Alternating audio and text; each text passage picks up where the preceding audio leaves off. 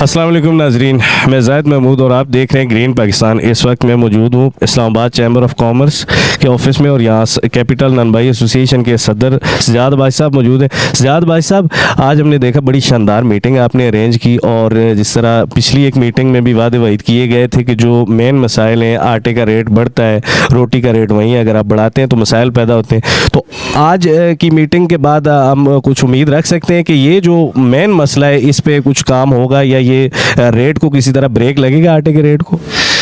जी बहुत शुक्रिया। सबसे पहले तो आज की जो हमने मीटिंग यहाँ पे की है तो उसका सारा क्रेडिट मैं अपनी पूरी तंजीम को दूंगा और हमारे ज़ाहिर महमूद अब्बासी साहब हैं, जो आज शिराजी साहब हैं, जो हमारे इस्लामाबाद के एक दरीना साथी भी हैं और पुराने ताजर भी हैं और ताजर रहनुमा हैं, इनको दूंगा। तो ये वो प्लेटफार्म है अपना जाहिद भाई कि यहाँ पे अगर आप कोई भी आवाज़ उठाएंगे अपने राइट्स के लिए, बेसिक जो आपका राइट है, तो इंशाल्लाह वो 110% मैं इसकी श्योरिटी देता हूँ कि वो हल होता है। रही बात आटे की रेट की, गवर्नमेंट ऑफ पाकिस्तान ने जो वीट का जो रेट मुख्तस किया है वो 4700 रुपया मन के हिसाब से किया है। तो मैं नहीं समझता कि आप वो रेट इसको कम करेंगे किसी इगनान भाई की खातिर, या ये ओवरऑल उन्होंने जो गवर्नमेंट ने रेट दिया है 4700। अब आटे का रेट मैं नहीं समझता कि 10,000 से नीचे आएगा, ये हो ही नहीं सकता, पॉसिबिलिटी नहीं है, क्योंकि रेट वीट का अगर वो 4700 के हिसाब से लेंगे तो कैसे देंगे, नहीं हो सकता। हम तो इस इंतज़ार में थे कि शायद नई गंदम जो आएगी पास्को के ज़रिए जो मंगवा रही है हुकूमत पंजाब, पाकिस्तान के जो लोग यहाँ पे ज़िम्मेदार मंगवा रहे हैं, तो शायद इसमें कोई कमी आए।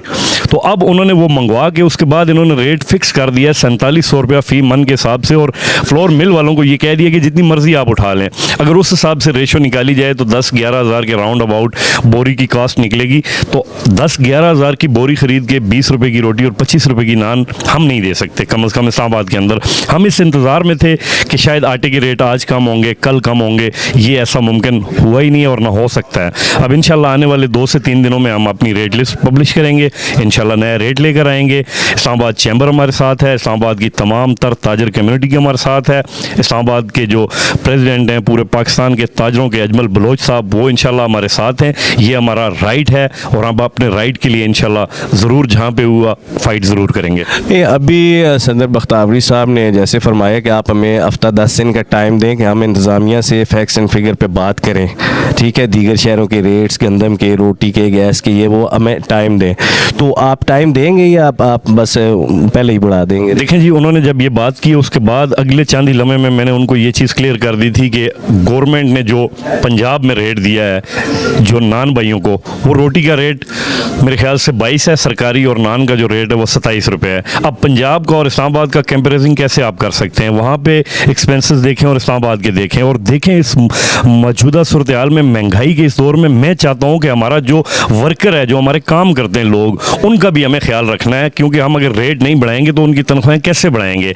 बेसिक चीज़ ये, महंगाई का सबसे ज़्यादा इम्पैक्ट पड़ा है गरीब लोग पे, दिहाड़ीदार पे। तो अगर हम रोटी का रेट नहीं बढ़ाएंगे तो हम उनकी तनख्वाहें भी नहीं बढ़ा सकते, और इस वक्त अगर किसी मजदूर की तनख्वाह ना बढ़ाना, मैं समझता हूँ बहुत बड़ा जुल्म है।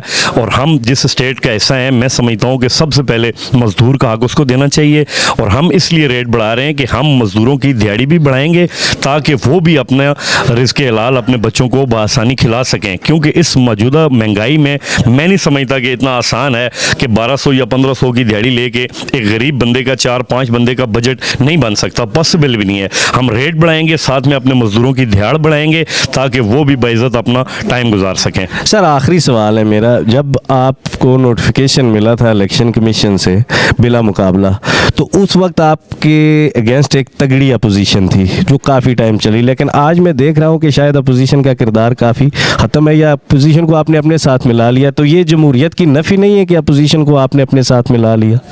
देखें जी, हमारा बेसिक टारगेट होता है कि अपने कम्युनिटी को फैसिलिटेट करना।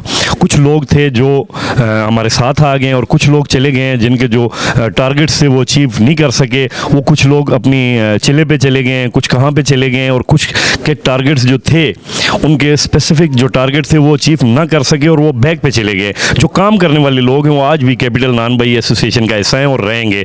जो वैसे पैराशूटर थे और किसी चंद एक मखसूस लोगों के जो भेजे हुए लोग थे, टाउट थे, वो मेरे ख्याल से ज़्यादा देर नहीं चल सकते। यहाँ पे वर्कर बंदे की ज़रूरत है।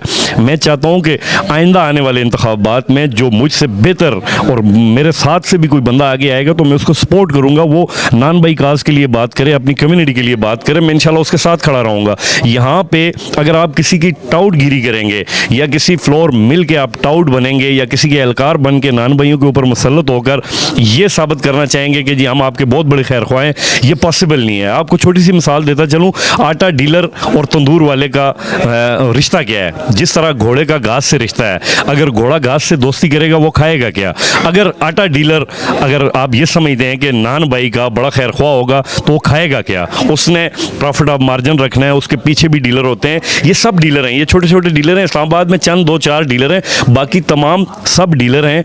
उन्होंने अपनी तबाही फेरी हुई है। इतना मिल में रेट नहीं महंगा होता जितना आगे उन्होंने तंदूर पे भेजा होता है। तो ये उनके जो मैन्युफैक्चर करदा चंद लोग थे जो मेरे मद्दे मुकाबल थे, तो थोड़ा ही टाइम टिक सकें, अब वो दूर दूर तक आपको नज़र नहीं आएंगे। और उन्हीं की टीम के हिस्सा काफ़ी लोग आपने मेरी इस तंजीम में वापस देखे होंगे, और हम जो रह गए लोग उनको भी हम इंशाल्लाह वापस वेलकम करेंगे जब भी वो आना चाहें।